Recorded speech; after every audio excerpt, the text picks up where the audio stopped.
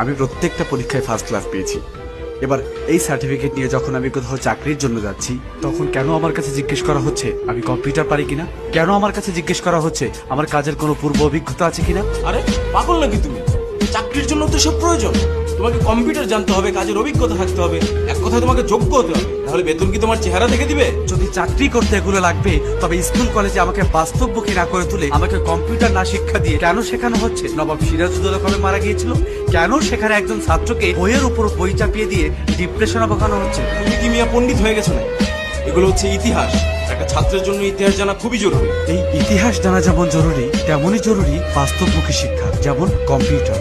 সত্যি কথা হলো স্যার, এই ইতিহাস টেনেই না আজ লক্ষাধিক যুবক চাকরির জন্য রাস্তায় রাস্তায় ঘুরছে।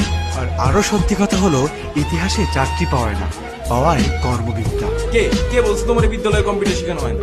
সেখানে কম্পিউটার আছে, কম্পিউটার শিক্ষক আছে, তুমি শিখো নাই কেন? এক মিনিট স্যার, আপনি আমি দুজনেই জানি যে বিদ্যালয়গুলোতে কম্পিউটার ল্যাব আছে, কিন্তু আপনি জানেন সেখানে কি শেখানো হয়? সেখানে পুরো বছর জুড়ে শেখানো হয় কিভাবে কম্পিউটার অন অফ করতে হয়। আর নিজে থেকে নতুন কিছু শিখতে গেলে বলা হয় কম্পিউটার হ্যাং হয়ে যাবে।